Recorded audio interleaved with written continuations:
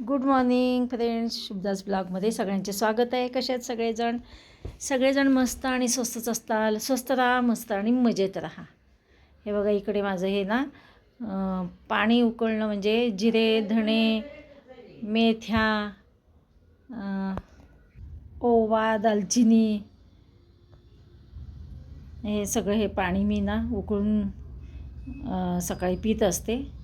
त्याप्रमाणे हे उकळून ठेवते, पाणी गाळून घेते आणि मग मी थोड्या वेळाने पीत असते. सकाळ सकाळ अनुषेपोटी पीत नाही, खरं अनुषेपोटी पिलेलं चांगलं असतं, पण मी पहिला चहा घेते. चहानंतर मग मी हे पिते. आणि हे पाणी पिल्यानंतर अर्धा ते 1 तास काही खायचं नसतं, काही प्यायचं नसतं. आणि हे बघा इकडे मेथीची भाजी मी बाजूला काढून ठेवलेली आहे. रोज म्हणते मेथीची भाजी करू आणि मी एकटीच खात असते, त्याच्यामुळे ही मेथी माझ्या एकटीसाठीच मी बनवत असते. बाकीच्यांना कसं ह्यांना होते ॲसिडिटी, सासूबाईंना पण मेथीची भाजी चालत नाही. तर असं इकडे मी हे बघा थालीपीठचं नाश्त्याचं तिंबून ठेवलेलं थालीपीठ बनवायचे होते. थालीपीठाचं पीठ, कांद्याचं थालीपीठ ही तयारी करून ठेवलेली आहे. आणि कुकरमध्ये इकडे मी दोडक्याची भाजी टाकलेली आहे. दोडक्याची भाजी बनवत आहे टिफिनसाठी आणि सासूबाईंसाठी ते. आणि इकडे बघा आज बनवायचं आहे तूप.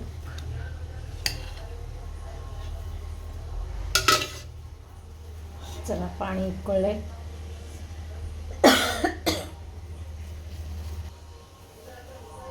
तर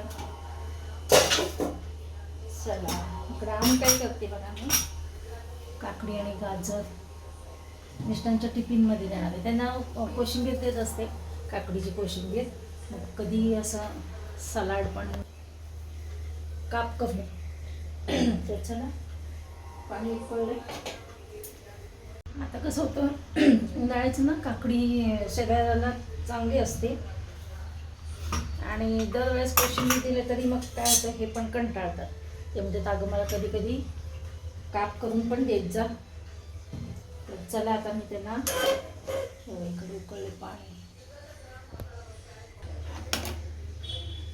काकडी आणि गाजर त्याची आता साल काढून घेते. दोडक्याची अशी भाजी बनवली आहे, मुगाची डाळ घातलेली आहे. चला या थालीपीठ खायला. सासूबाईंना देते आता नाश्ता. चला बेतानीच काढलं मी त्यातला तुकडा. हे बघा हे टिफिन घेऊन कामाला गेले, ड्युटीला गेले त्यांच्या. आणि माझी कामं आवरलीत सगळी. आणि सासूबाई दाखवते, सासूबाईंचा पण नाश्ता होऊन सासूबाई गेले डाळ दूध.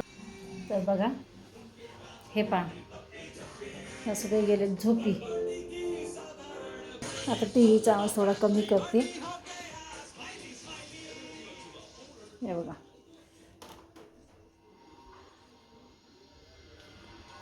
काय होतं, सासूबाई आता झोपी गेले. हे गेले टिफिन घेऊन कामाला. तर आणि मला तर माझी तर कामं काय संपत नाहीत लवकर. बायकांची कामं ना दिसून येत नाहीत. बारीक सारीक कामं ना खूप असतात. हे बघा आता इकडे पटापट तूप काढते. आता लोणी काढून तूप बनवते. आणि पहा भांडे आवरायचे, कामं इतकी असतात, खूप कामं असतात बायकांना. हे बघा पहिला हे बनवते, मग भांडी आवरणार आहे. म्हणजे तोपर्यंत मावशी येतील. इकडं पाणी कोमट करायला ठेवलं आहे, जेणेकरून आपण ह्या लोण्यामध्ये टाकू शकतो. तर हे आहे दही, अजून याचं लोणी बनवते. हे बघा अवघ्या 10 मिनिटामध्ये हे लोणी आलेलं आहे वरती.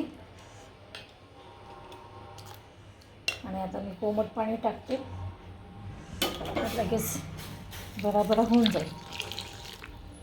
झालं बघा एकदाची लोणी करून तूप तयार केलं. छान खमंग असं सगळीकडे वास सुटले, खमंग वास सुटले. हे बघा आता तूप तरी कडवून झालेलं आहे. आणि दोन्हीकडून तूप केलेलं आहे, म्हणजे तूप कडून. आणि हे बघा इकडे मेहंदी भिजवली आहे. मेहंदीमध्ये चहाचं पाणी उकळून टाकलेलं आहे. तर आज म्हणलं चला आता वेळ आहे तर मेहंदी लावावी. थोडीशी पातळ झाली वाटते, बघूयात. म्हटलं पातळ थोडी केली म्हणजे कसं सगळ्या केसांना व्यवस्थित बसेल. तर चला मेहंदी पण मी लावून घेणार आहे केसांना. तुम्हाला मी दाखवते कशी पार्ट करते मी. काय झालं, खूप दिवसापासून ही मेहंदी आणून ठेवलेली होती मी. किती महिने झाले असतील बघा, 4-5 महिने झाले का काय, 6 महिने झाले. तर मेहंदी आणून ठेवली. मला केसांना मेहंदी लावलेलीच आवडती. तर बघा मग मी म्हणलं चला आता, काल मला मेहंदी दिसली, म्हणलं चला डोक्यात आलं आता केसही पांढरे होत आलेले आहेत तर आपण चला लावूया मेहंदी. तर बघा मेहंदी लावताना ना केसांचे छोटे छोटे पार्टिशन करावं लागतं. असे छोटे छोटे पार्ट केले की मेहंदी छानपैकी सगळ्या केसांना मुळापर्यंत आणि व्यवस्थित लागली जाते. तर बघूया आता केसांना मेहंदी लावूया आपण. हे पहा इकडं मी मेहंदी लावाय म्हणून केस सोडले तर तेवढ्यात बेल वाजली आणि बघते तर काय नणंदबाई आलेले. नणंदबाई खूप दिवसांनी आले हेमाताई आईला भेटायला. त्यांना मी बोलले पण अहो किती दिवस झाले म्हटलं तुमचा एक साधा फोन नाही. हे बघा आत्ता माझ्या नणंदबाई येऊन गेल्या. किती दिवस झाले बघा आईला भेटायला आत्ता आल्या. चला असो, येऊन भेटून गेल्या आणि त्याच्यामुळे आता मी म्हटलं चला मेहंदी लावूया. आता ते मेहंदी लावणं राहून गेलं. चला आता लावते मी मेहंदी केसांना.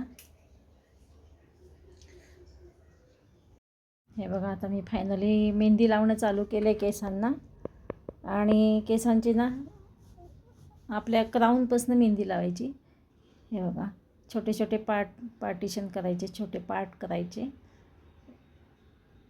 एक एक बटा घेऊन अशी मेहंदी लावायची. मुळापासून वरपर्यंत अशी मेहंदी लावायची.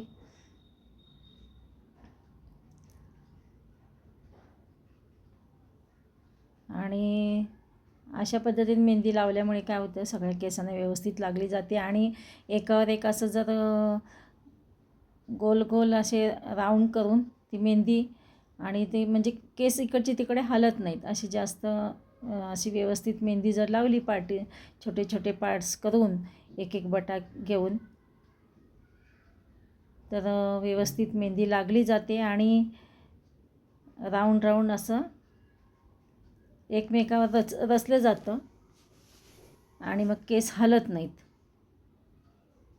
आणि मी ना पहिल्यापासून ना मेहंदीच लावलेली केसांना ना मला खूप म्हणजे मेहंदी आवडती केसांना लावलेली.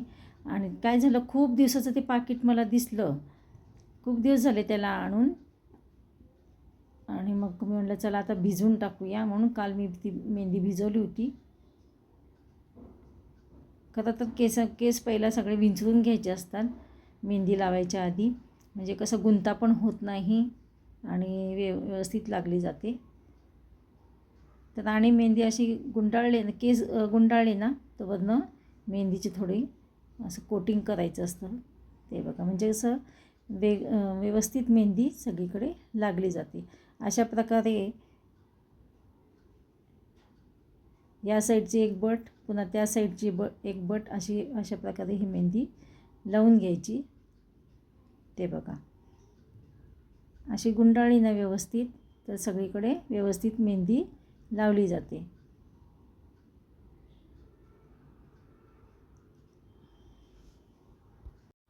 नॅचरल ही मेहंदी ही कधीही चांगली आपल्या केसांसाठी. कंडिशनर पण होतं, केस कंडिशनर होतात.